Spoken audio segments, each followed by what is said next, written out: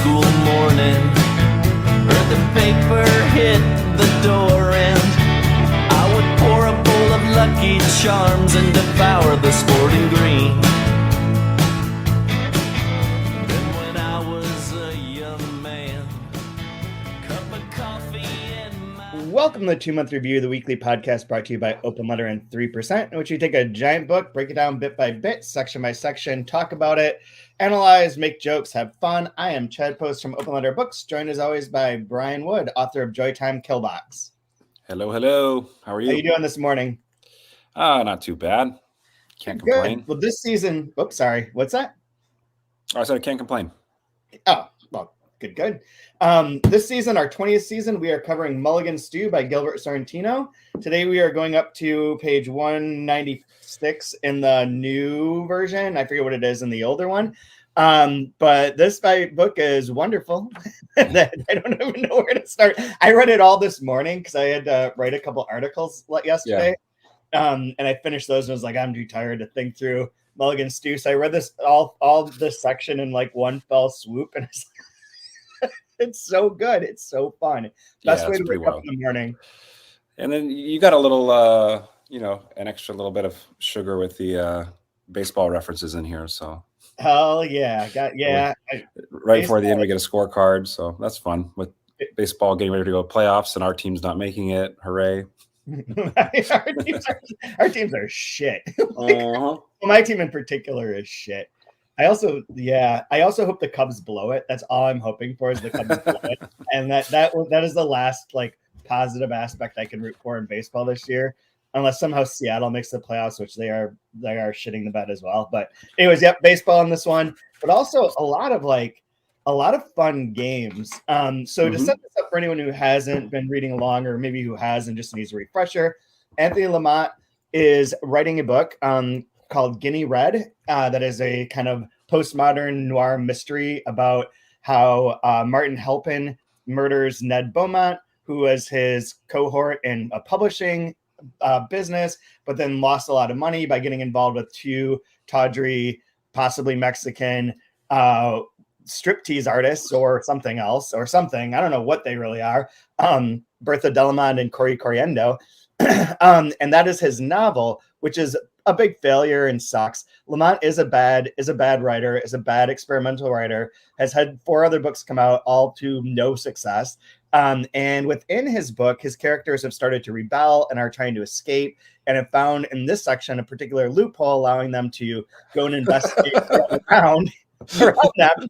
So they're off doing that. Meanwhile, Anthony's writing letters to his sister, who is married to his writing nemesis, who he believes his writing nemesis is interfering with a professor who had expressed interest in teaching Lamont's books and is now coolly backing away from the Lamont disaster.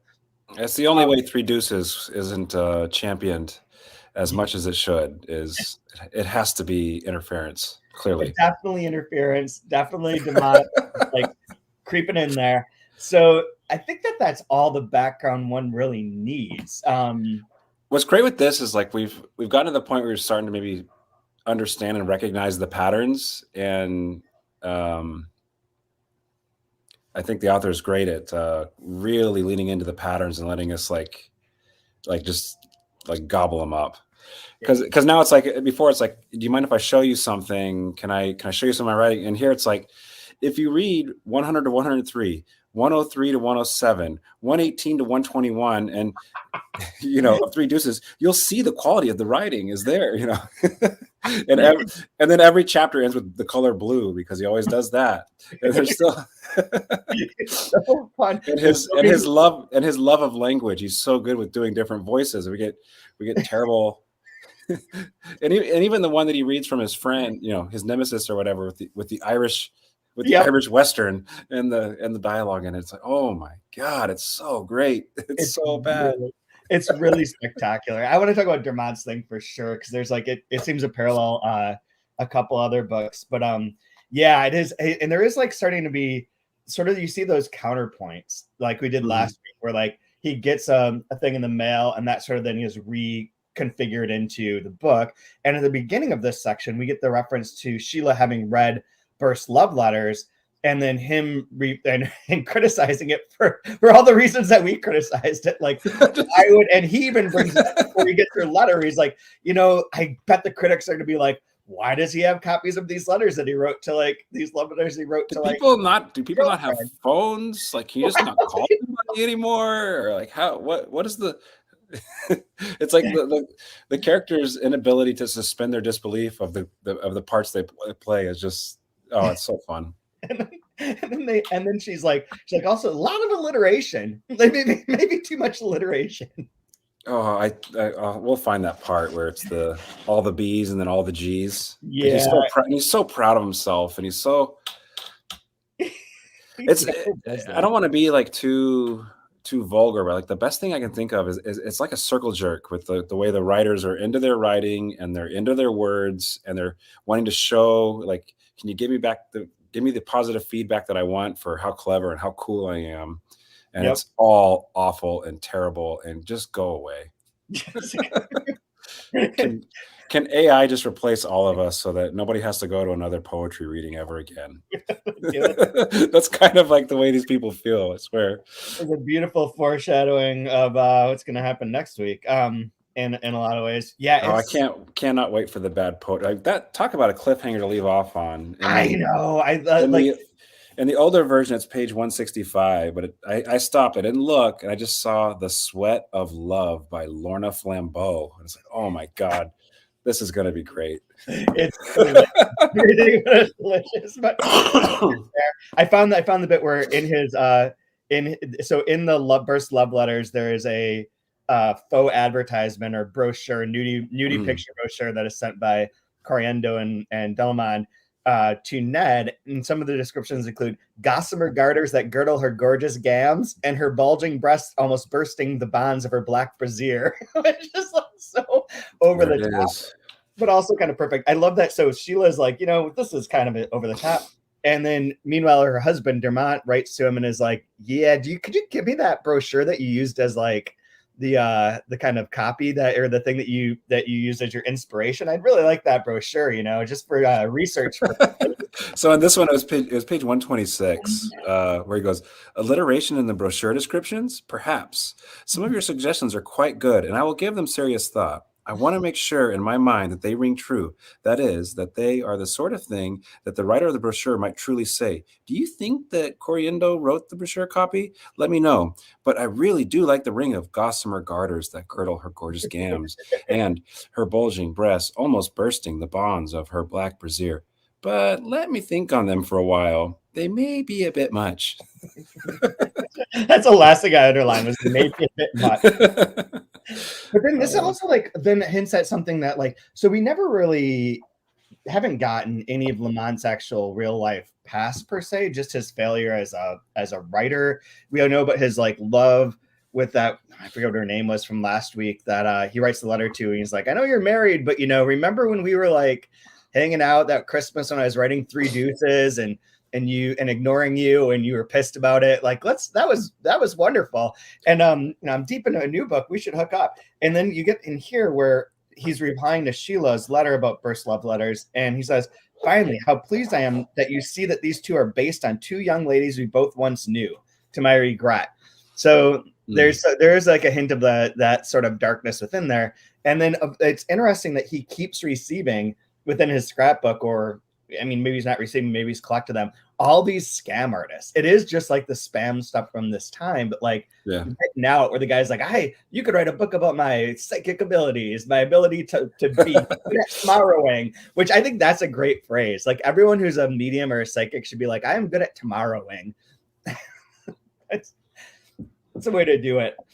There is but he gets that, and the guy's like, also, I could if I had $30,000, I could pull up this ship that's worth $3 million. If you give me $2,000, I'll turn it into $50,000 per racetrack. There's all these nefarious money grubbing schemes that are sucking out the cash from both, I assume, Lamont, but also in the book from Ned Beaumont through his thing. So, and we get two chapters of Guinea Red in this section as well, just to lay that out. Where do you want to go first? I want to talk about Dermont's thing because that's up near the top. It's right up to the front, yeah. Red Dawn and Blue Denim. This guy just crushes the titles. They're so good. Blue. Everything is blue. blue. Blue in there. Yeah. Got to get blue in there. All right. Well, I just wrote "Oh wow" for this first opening scene. Phlegm rattled and churned sandily in Deuce's Noonan's throat as he casually worked it up into his gob, then salvoed it into the street with the same rattlesnake accuracy with which he was wont to fling his gleaming bowie knife on its deadly and more than occasional errands. This whole bit is so overwritten. So the premise is that the premise of this novel is that that most people who went out west would have been first generation Irishmen. So they're like mostly Irishmen, speaking in a very bad Irish sort of way. Well, that's what makes it so important and avant-garde, right? Yeah, exactly. And they have 3 of them. The script includes Deuce's Noonan, and I forget what the other names are. O'Haggerty. Black Danny McGlade and O'Haggerty. Yeah. Sundog O'Haggerty. Yeah. Sundog. Sundog. His eyes leaping across the room at him like 2 Apaches crazed with firewater and hatred for the pale face. And here's what they sound like. Haggerty's voice softened to a surprisingly childlike rasp. Oh, I do. You're a lovely spitter altogether, begob. Maybe so. I can't do the accent, but on the first page of it, there's a paragraph that begins, "It won't be spit you'll be needing." If you could do that one. It won't be spit you'll be needing to bring down a darling item like Big Cal, me boyo. It's so good. And there's so many like similes. Everything is just loaded with similes, like, and which is, I know that Tarantino hated, like, I know that he was like very anti that sort of metaphorical writing, like things are what they are, just make them what they are. So like 3 men lapse into another silence as profound as midnight. Like everything's like the crest as gently as a scenery to his voice. When his god wasn't lobbing globs, it was spraying japes. Like it's wonderfully like overdone and like just so. And then there's like this amazingly lewd scene in the middle where like so they've murdered Big Cal, Nolan's dad. No, or Big Cal. Yeah, Big Cal is the one they murdered, and then whatever. His son is coming to get them.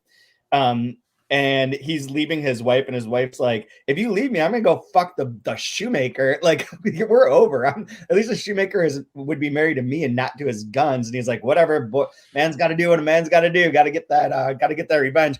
And then she has like a whole masturbation scene in the middle, which is like unnecessary to the entirety of this book. Just like sits there, and it's so funny because it's all about her basically being turned on by the concept of Boston. I'm curious what like Sorrentino's thoughts are on like Tropica Cancer or something. Oh yeah.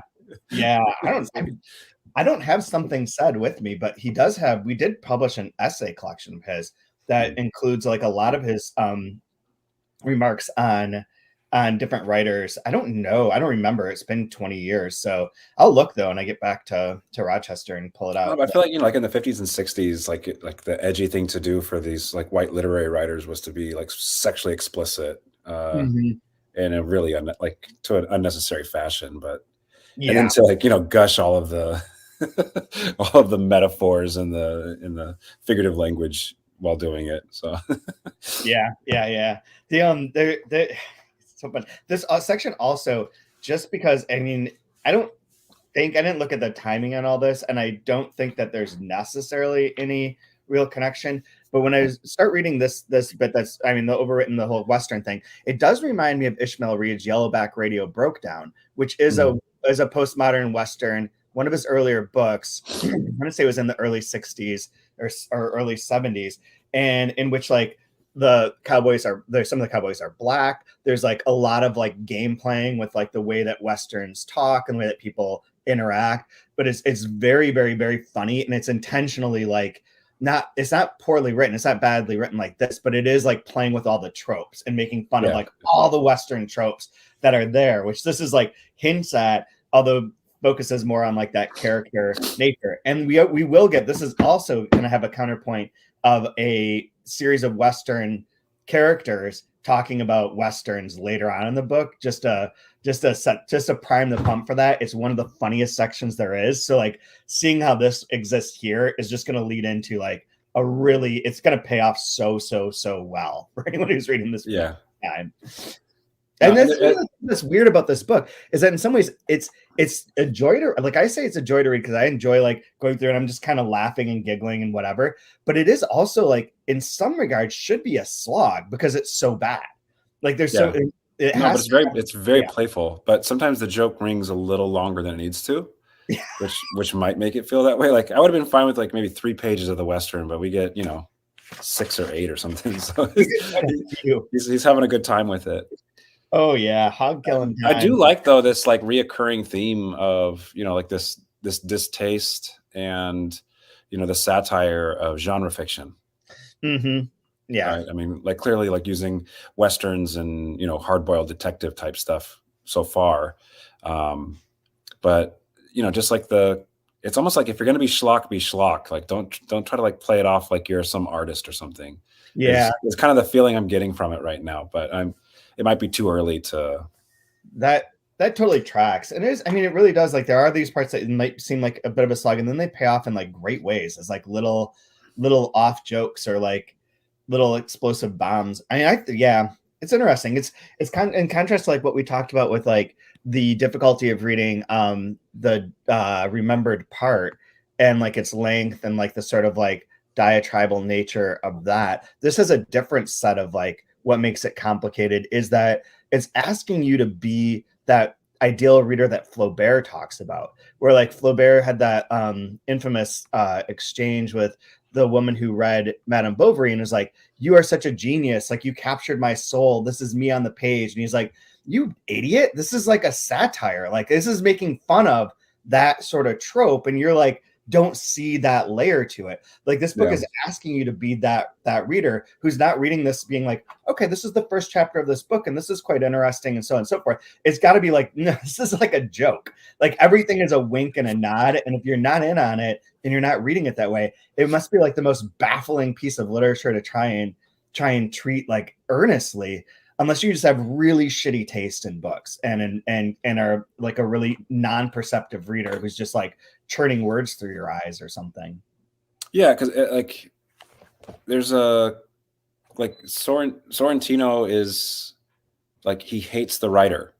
Yeah, and he's continually making fun of the writer. And just like something like with that letter just before the Western chapter where he goes,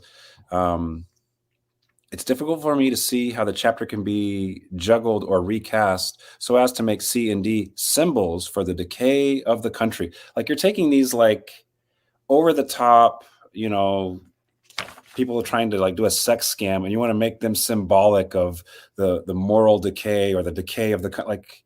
It's like you think you're so important. You're doing something so big and so great. And the whole thing is just a stupid joke. And the whole thing is terrible. And it's like, don't take yourself so seriously. and we're all of us, including the characters in your work, are all laughing at you. Yeah, the characters in your work are legitimately making fun of you. You are as bad as we think you are. It does sort of beg the question as to like who, if you were reading this in like a high school sort of situation, like who would you be identifying with? Who is your protagonist hero? And it would have to be Halpin, I believe. That is like the character who's like, get me the fuck out of here. This is madness. Yeah. I'm saying insane stuff, which to that point, like I love this line too, where he's talking in that letter to Sheila. He's like, yeah, it seems odd for Beaumont to keep copies of personal letters as well as business letters. I'm going to risk letting this all show the oily machinery. And furthermore, letting the machinery be as wild and as absurd absurd as a Rube Goldberg contraption. That's what I had in mind when I decided to let these letters lie as they are. It's the reader's problem, says I in my best Rube Goldberg voice. Rube Goldberg voice? Actually not something that anyone knows of. What does Rube Goldberg's voice sound like? I do too, like within that. So there's the one of the things that's interesting to me about the Western chapter is that it is following that idea of the hero's journey. So Cal is going to leave and going to travel to get his revenge. And but like even within that, there's no movement. They just go places. They're just suddenly places. And like the three characters are like, where is he? Like we figured he'd come right away, like come guns blazing, and like he's still not here. So we're like just drinking in this bar, waiting for him to show up because he's fucking slow. And then Lamont's like, yeah, I gotta keep this going. I love that section. You know, this is my burst love letters, blah blah. I gotta keep the forward movement. Must keep the forward movement as best I can. And then we go immediately into the next chapter of Guinea Red of his book, and the entire thing is about how long it's taking the police to arrive at the cabin. And instead of having any forward progression of plot or narrative, it's like a million hypotheticals that matter not at all to anything. The police just aren't there. And this is like one of those great bits in like how long does it take for the police to get there until you write the line that the police are there? Like within fiction, like this doesn't make any sense. Time doesn't exist the way that it exists in real life in a book. Like that's part of the joy of art, you know, putting things together. So he spends so much time, like maybe they got hit by a rock, or maybe like there's this detective happened this, they stopped to get a beer, they went back for a beer, they went to this road, maybe they took the throughway. I mean, they're policemen, they're pretty smart, they take the throughway, but then you'd have to take this road and there's all these missing slats. It's so wildly digressive and just an eddy of nonsense. And then you get the bit later on where there's a reference where Ned tells Halpin that he's never called the police. There's nowhere in the book that he's ever actually called the police. Got something here, yeah. There's just like maybe I'm over analyzing, but there's even just like little choices that are so funny. Like for chapter 6, it's spilt ink and not spilled ink. Yeah, it's like if you want to be like just slightly more pretentious and important, you'll do spilt, right? Exactly. Let's go with the more like Englishy sounding one. For your... That is one thing I wanted to mention. I forgot in the Western on the new book. It's page 156, but there's a chapter or the paragraph that begins the third deuces, which is like the third comma deuces Noonan comma the youngest desperado. But third deuces shows up as our three deuces, and like three deuces. Separate reference to his book, which I think is obviously intentional and fun to play with. I do think that three deuces now keeps ringing in my mind as a title because there are so many of these pieces that kind of go together, and there are pairings that kind of go together that you see. So maybe there is something more structurally baked in through that particular title. But it's really also Jigsaw Puzzle shows up again immediately. As he does say, he is quote doggedly. I'm a doggedly experimental writer. So. Oh God! And he also has apparently contacted Daisy, who's coming to this cabin. This cabin is still like just a mystery of like, why does this exist? Where is this? What is going on? Why are all the letters there? Actually, that begs a question for this later chapter. Let's just stick with his things for 1 second. So he has chapter 7, which is only a couple pages long. The Wood's So Wild, in which it begins. So then I went to the club, set my heels to the sidewalk, down through the crowded streets. The day turned to night, shadows etching the city. When the fuck would this take place? Like, I know that like Lamont's a terrible writer and everything is like muddled anyways, but like the sequence of events seems to make no sense if unless the cabin or the reading the love letters part is a flashback to a different point in time that afterwards he goes to the club to meet the two women, and then the cabin thing is happening later. But like it really just feels like he's just like, oh, here's another, whatever. Well, again, like if we go back a little bit to his notebook, it says, at this point in my extreme nervousness, the spectral wind howled about the cabin. I spilled the bottle of ink all over the paper on which I had tried unsuccessfully to objectify my horror, my guilt, my unrequited love, my wretched botch and stain of life, or on which I am trying to do the same. Do tenses matter? He's saying in his notebook. And like we talked about before, like, wait, this is like shifting around. It makes no sense. And like there's this like, sure, like be experimental, but like it's absolutely incoherent. And this is great. Feverishly, I began to mop up the stain with my handkerchief, somehow less terrified by the macabre red stains upon it than I was by the fact that the color of the ink I had spilled was washable blue. Blue. I circled it. Oh, great. More blue. But yeah, so in his other part in The Woods Are So Wild, he goes to the Club Zap, which should be the Zap Club in every intent, but the Club Zap is kind of wonderful. To meet Corey and Bertha, he bribes someone to get to the back. The guy that he bribes, the head waiter, speaks in some sort of I know speak the English. Oh my gosh, yeah, it's so good. French. It's so bad. I think he's supposed to be French. And then I know speak the English. I reached into my wallet. Hey, Jacques, well done. And he sees Jou at last come, sure, man of no joy. Gaze on my matchless shape in these darkling nightclub. In these darkened nightclub. Come in the room, sit by my lustrous body for pleasure.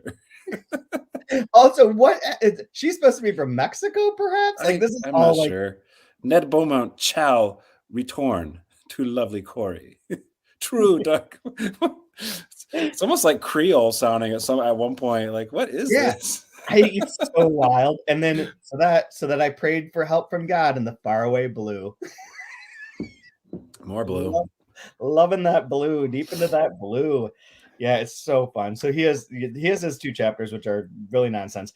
But that one where he walks to the club is paralleled by Halpin's section, which in Halpin's notebook has the character within Guinea Ride, within Lamont's book, goes on a walk himself, and he walks to the town where he meets the nearby town where he meets Clive Solace. This is set up by Ned Beaumont coming up with a theory of DeSelby's, which I firmly believe is a reference to DeSelby, who is a character within the Flann O'Brien universe, where a lot of these names and characters are coming from, including Demont Trellis and Anthony Lamont. And Selby is like a wild philosopher / scientist, quote unquote. And in The Third Policeman, for instance, his theories are throughout. And one of them is that like in this town where the main character is in Third Policeman, everyone's riding their bicycles all the time. It's Irish.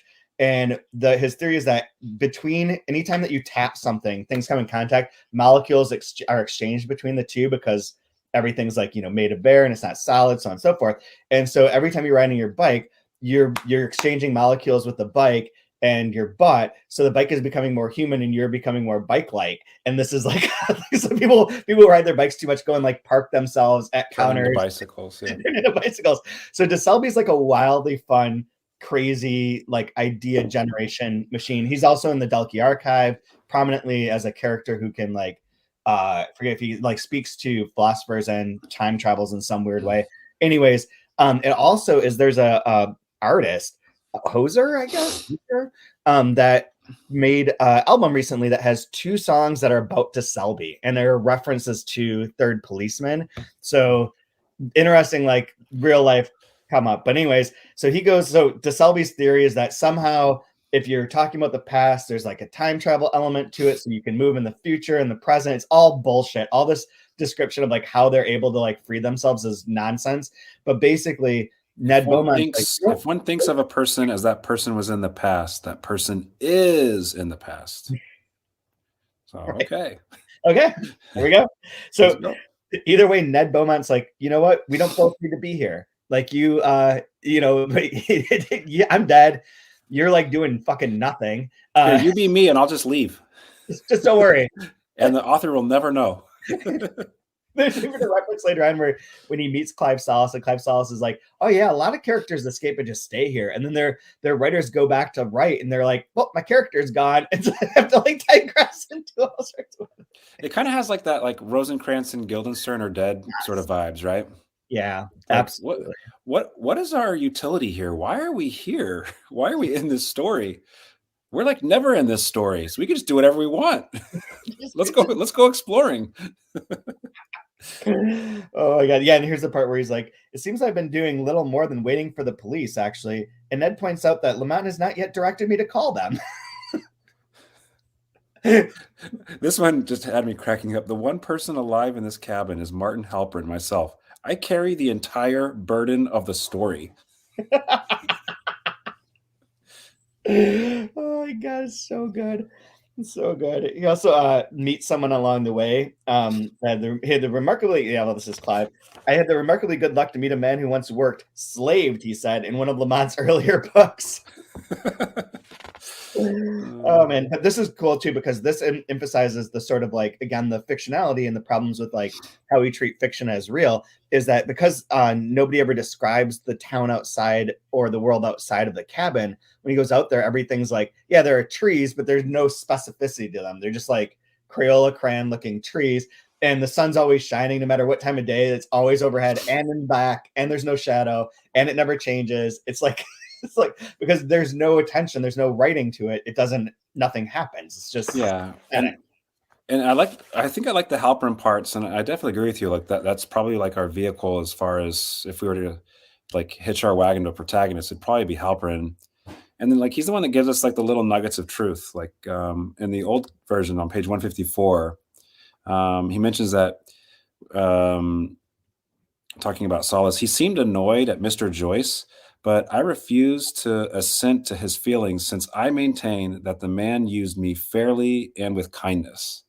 And it's Yep. like when I talk to other writers or myself or people that are when I'm teaching classes, it's like treating characters fairly and with kindness rather than just as little puppets or things that you dangle around for your own fulfillment, self-enjoyment, whatever. That's bullshit, right? Like Well, it's you yeah, have to treat the character like you would not have them saying things like "me no speak the English" if you're treating characters with fairness and with kind. You know what I mean? Like that's the truth. That's the real stuff right there, and it's Halprin that's giving us that, and nobody else. yeah, exactly. He's Yeah, he's like the real critic in a sense, and yeah, as well. Yeah, and that's wonderful. I love that little bit because it does references Ulysses, in which both characters name are hmm named, and then like references to like I don't know that we ever met, but in that world, like nobody really knows where everyone crosses. You can't keep that shit hmm straight. Like it's all over the place, which is wonderful. Um, and I like how Clive Solace also hates Lamont so much. His everybody does. Oh my god. And then so there's the great jokes about like, oh yeah, when the characters leave and decide just to stay in this town, which is a safe place because it is, quote, Lamont said, or he assured me that Lamont would never find me here since the poor place existed in a typescript locked away in a trunk in a Poughkeepsie attic. So they're safe in this like draft world in this Poughkeepsie attic. And that's where like you stay there, the character, the author loses touch with the character. And then of course Salas takes him to a baseball game. Extraordinary, although he doesn't understand the game, he gave me a scorecard that a spectator left behind. I'll include in my next entry, and perhaps Ned will be able to interpret its incomprehensible code for me, which we do get as just like essentially after Halpin says like, shit, I'm working, and now I'm jabbering some garbled and natural English. Will this man not leave it all be? Then he includes a scorecard, which is like chaos, and has all these notes on it, namely game called after third because of drunken condition of both teams, and has like little notes underneath each team's scorecard. Basically, it was 8-8. 5 errors on one side, 6 on the other. And one of them says Forster's 3 Ks on account of dozing at bat. So Well, I love the players. Smirnoff, Gordon. So you got vodka and you got gin. Tanqueray. Gilby, Wolfsmith, Tangeray, Bombay. Oh man. Overholt. And then we have it's a bunch of writers' names and a bunch of liquor names, right? With Harper, Like Fitzgerald. Yeah. Daniel. And so they're all drunks. Trying to play baseball. And like the scorecard's illegible at the top, but there's just like Smirnov is just scoring all the runs. But it's so good. Tangeray drove in first run, hit Forrester on back. So Forrester got hit with the Tangeray, and then Forrester has 3 Ks on account of dozing at bat. He's fun. Clearly just having a really good time. I mean, this is a lot of work to like figure all this stuff out and play these games and fill out the scorecards. And oh man, I did mean to ask you too that like since your new forthcoming novel or novel you're working on involves Vegas, there is a Vegas scene here. Oh my god, it's so great. Yeah, it's so bad. Oh yeah, so bad. I want to hear your take on the Vegas scene. Did you go to the Golden Nugget for research? No, that's the old strip. So yeah. That place is no. fun. The old strip carts are great. Oh, I love the old strip's great. It's like where just dreams are dead. It's Oh awesome. my god, I can't think what it's called. It's so dusty and dingy. We went there because my daughter wanted to ride one of the rides on top of the Strat, and then you just go there and like you just want to take a shower after you walk around. It's pretty awesome. I had to be there for an ALA conference some years ago. It's in the American Library Association in Las Vegas, which if you could think of two things that don't go together more than that, I praise you. But I took because based on Mark Bonelli recommendation, Mark Bonelli, great writer, friend of the podcast, he had recommended this one particular bar/restaurant in the old strip area, and it took a bunch of like the consortium people and my friend Caroline Casey there, and it was like little fires, circular, like pink kind of velour seating, all dingy, so old, and basically the place where like magicians go to die, like the saddest but most spectacular place I've ever been. Like everyone in there was clearly a retired magician, just like waiting it out with shitty, cheap booze and pink velour. So no, I'm kind of highlighting and like aping more of the family friendly aspect of Las Vegas, which I think is like even more like criminal and incredible and amazing. Wow. So and highly charged capitalism. Yeah, no, I'm more about the family friendly alcohol abuse, sex trafficking, and crippling gambling edition part. I want the Disney version of it. Fair. The Disney Vegas. Yeah, exactly. The Giuliani Vegas. Yeah. Oh my god, I do like in that scene, which is just essentially nonsense. It's like what is his name? Tab Gizetti. Oh, yeah. Tab Gizetti and his buddy Billy, good old Billy, my buddy, go into a place. They're gonna get like the gambling place. I don't know why. I don't know what the hell is supposed to be happening in the scene. I missed something, but it's just like whatever. Billy's losing all of Tab Gizetti's money, drinking Bloody Marys, and then Gizetti goes and pukes all over his own car. But the best line in here is he's like, Billy's like, you want to go somewhere else? And he's like, sure, why not? That Bloody Mary settled my stomach real good, I lied. But you hardly drank it. Billy pursued relentlessly as a lighthouse. That is as relentlessly as a lighthouse.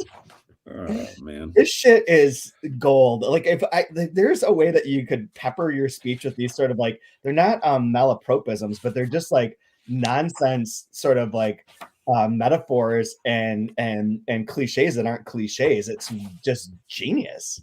Yeah, genius. Just perfectly bad. Yep, absolutely. So I know that you have to get going. So do you have a favorite line? I didn't mark. Oh man, there were so many. How about this one?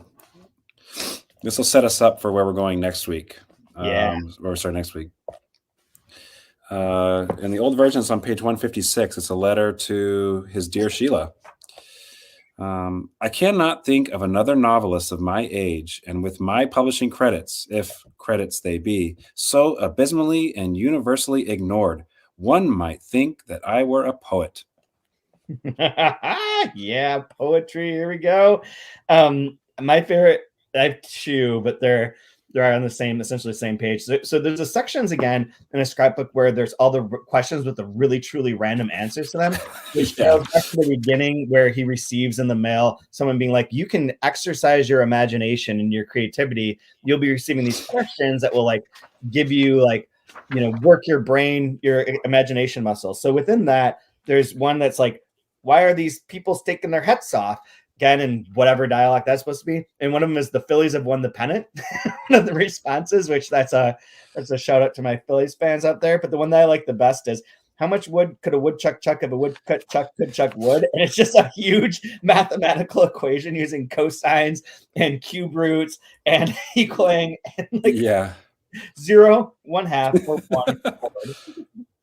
1 or one chord. One chord. So funny. I love it. Love it, love it, love it. So anything you want to plug or mention before we go for this week? No, nothing fun this time. Just can't wait for Lorna Flambeau. Lorna Flambeau is the best. I've been reading a lot of books, new books for this class that I'm teaching, and I have to say the new Jonathan Lethem book, Brooklyn Crime Story, double thumbs up. For anyone who's listening, it comes out next week, technically, but it's really spectacular, very fun, very interesting construction and tone to it. So next week we actually will have a guest. If all works out, Tom Flynn will be joining us, and we'll be going in the new book up to page 261, and in the old one up to page 221. And we will be doing some. This is a really wild ass section. For anyone paying attention, I will tease this a little bit. We not only get the poetry, we also get a play that existed outside of this book that Sorrentino wrote, and then put into this, that is based on the masque or the fugue play that's inside of Ulysses. So this is going to be a chaos section to talk about, and really wonderful. There's too much. I can't unpack all of it by any means, but I think we'll have a lot of fun talking about the discarded wiener and Laura Flambeau's sweat of love. So till then, rate, review us, follow us on X and Instagram or whatever, and tell your friends. All that helps. Thank you very much for listening. Buy the book, support Open Letter, support Delicate Archive, and we'll see you next week. I keep my eye on the sparrow, keep my focus pretty narrow. I listen to the music and read books about its makers. I read books about baseball, the swingers and the takers. But what I love even more is pour it over box score.